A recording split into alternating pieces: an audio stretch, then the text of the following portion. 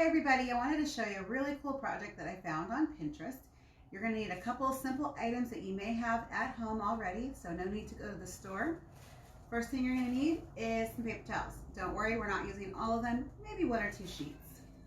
You're going to also need some food coloring, and then 4 little containers that you can add a little bit of water and a few drops of the food coloring into the water to kind of get the right color that you want. So if you want a darker yellow, add more drops to your water mixture. Then you're going to need is a straw. You can cut a straw into 4 pieces, so that way you have enough for each container. Stir up the water and the food color. Then grab a paper towel. Doesn't matter which side you lay it down on. You're going to need a tray or a cookie sheet or something to collect the water so it doesn't get all over the table. Then you're going to take your straw.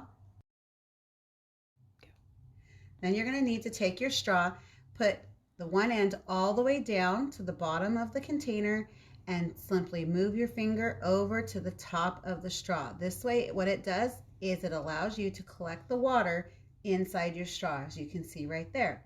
You're going to come to your paper towel and you're going to drop as many times as you like in either one area or move it around.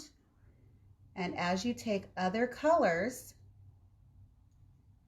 you'll see that they'll start to blend together and see what happens. So I'm putting yellow right here. I'm going to do a little more yellow because yellow and blue make, if you can tell right here, it's made a little bit of green.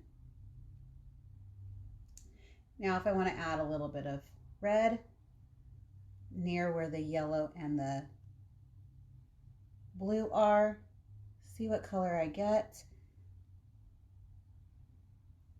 You can also see that you're going to get with the red and the blue, it's going to start to turn purple. As this dry, the colors will be more noticeable. You can see here we've got some orange, we've got a little bit of green, and got a little bit of purple.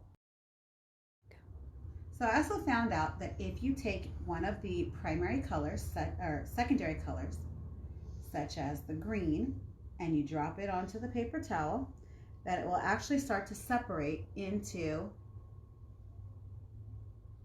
one of the secondary colors towards the edges here. When I did that on this one, all the way towards the edges, you can see that they are now starting to separate out, and you see that the blue is coming out around the edge of my green area. So now that we did some separating of colors, let's go ahead and talk about the primary colors and the secondary colors. Red and yellow are primary colors. Also, blue is a primary color. What that means is you can take these 3 colors and make multiple different colors.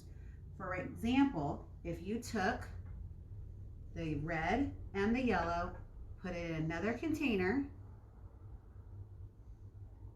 of water, squeeze in about 6 drops of your yellow and only about 1 drop of red.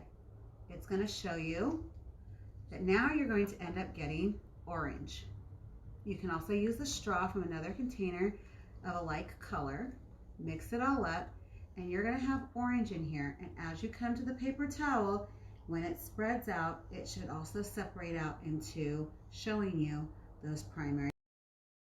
As you can tell, I've dropped some here. It's now pulling from that orange, it's pulling out all the yellow as it blends out towards the edges of the color splotch. I hope you guys enjoy doing this project at home. It's really been great to show it to you. Thank you. Have fun.